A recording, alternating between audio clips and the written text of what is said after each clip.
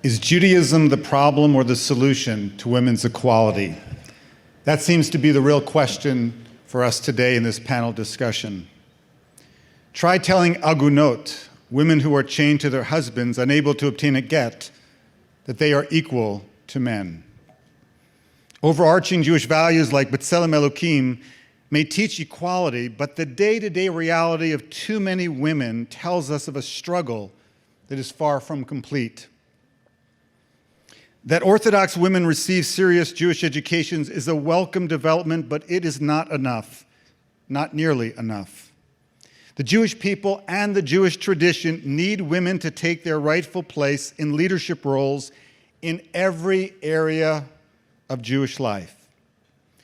Is the pervasive inequality of women in Israel and in many other societies God's will or men's will? The majority of God language in our liturgy and in our sources is masculine, which some have argued is simply the result of the Hebrew language being gendered. But imagine the cumulative effect of boys and girls growing up hearing God referred to only as He, His, Him, Lord, Father, and King. As feminist theologians have pointed out, if God is male, then male is God. One could conclude wrongly, but understandably, that Jewish theology supports the privileged place of men, not only in ritual, but in society as well. In the 19th century, the early leaders of Reformed Jewry knew that Judaism needed to be updated. A group of liberal-leaning scholars and rabbis who met in Breslau, Germany in 1846 declared, and I quote, "The female sex, the religious equal of the male, with regard to obligations and rights." To that end, they proposed expunging the prejudicial benediction, Shelo Asani Isha, from the liturgy, obligating women to the same religious instruction and public worship as were men, and raising the age of girls' religious maturation from the traditional 12 to 13 so as to match that prescribed for boys. From its beginning, a core value of Reformed Judaism has been our egalitarianism. In 1876, 3 years after Rabbi Isaac Mayer Wise founded the North American Reform movement, he insisted that, and I'll quote him, "The principle of justice and the law of God inherent in every human being demands that women be admitted to the membership in the congregation and be given equal rights with men." Our Reform movement ordained Rabbi Sally Prezand as the first woman rabbi 41 years ago, and since 1972, 686 women have been ordained by our movement, 29 of whom were ordained here in Israel by the Hebrew Union College Jewish Institute of Religion. The conservative movement's rabbinical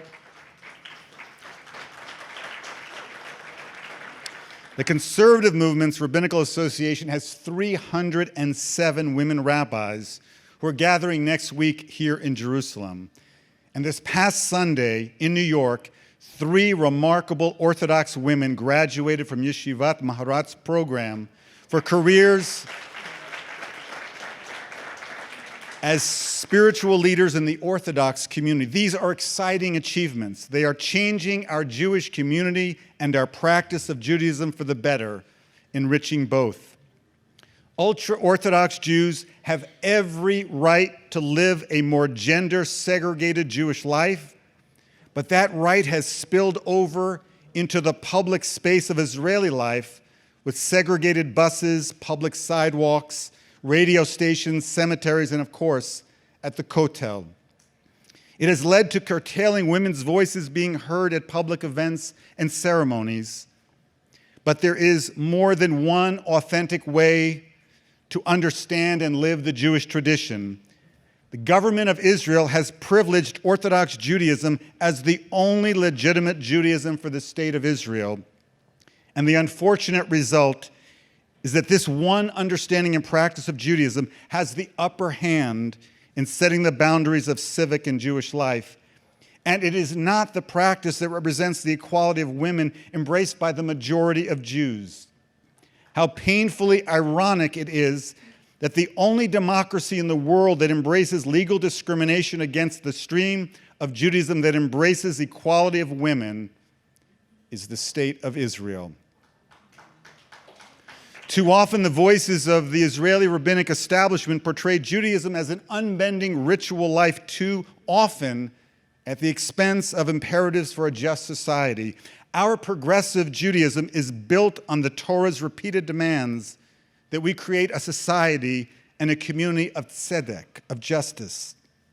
We all know the great male sages of the Talmud, Rabbi Hillel, Rabbi Akiva, Rabbi Yochanan and Zakkai, and so many others.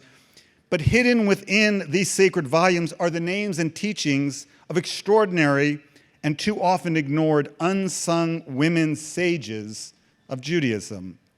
Ima Shalom is such a sage. And yes, she is mentioned in our sacred literature. And she belonged to a very distinguished Jewish family. First her father and then her brother headed the Sanhedrin. Her husband Eliezer was also a great scholar. Ima Shalom was known for her keen intellect, her outspoken manner, and her wise sayings. Her husband insisted that a woman's place is at the spinning wheel, but he certainly couldn't keep his wife there. No, she found a way to add her voice to the male sages' discussions. Ima Shalom once said, "All gates are closed except the gates of wounded feelings." Sharei ona'ah. She meant that God will always hear the prayers of those who have been wronged.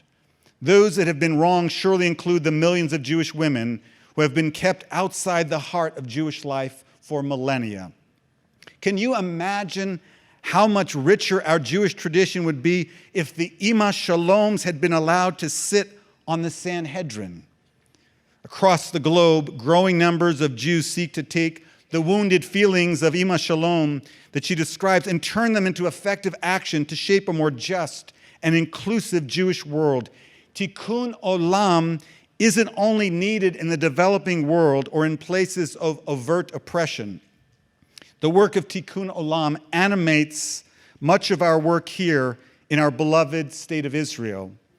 Our Reform movement and other non-Orthodox streams embody the full participation of Jewish women in Jewish life and leadership. Ours is not a less demanding religious path, but it does make different demands upon us. This past October on Rosh Chodesh Cheshvan, Anat Hoffman, the leader of the Israel Religious Action Center, the social action arm of our Reform movement, was arrested and treated harshly for the crime of wearing a talit and praying the Shema b'kol ram out loud at the Kotel. By Rosh Chodesh Kislev, outrage grew worldwide to the point where Prime Minister Netanyahu appointed Natan Sharansky to resolve this growing divide between the state of Israel and world Jewry. The struggle for equality for women includes the Kotel, but our struggle does not end there. Rather, that is only the beginning of the changes that are desperately needed and that will continue. From the Western Wall to rabbinical courts, to the bridal canopy, to the cemeteries, to the workplaces of Israel, women are not yet treated equally. Ultra-Orthodox Judaism is a legitimate choice for those who choose it, but it must no longer be the default position of the Jewish state. I'll use the last example that I have when we have a chance later in our discussion. So in conclusion, as the only state that aspires to be guided by Jewish values, the state of Israel must fight for the equal rights of women. And as long as orthodoxy is the only expression of Judaism deemed legitimate by the state of Israel, women's equality will be elusive and illusory. God didn't decree the current inequality, men did. Judaism has changed throughout history, so too the state of Israel can change. The time for that change is now.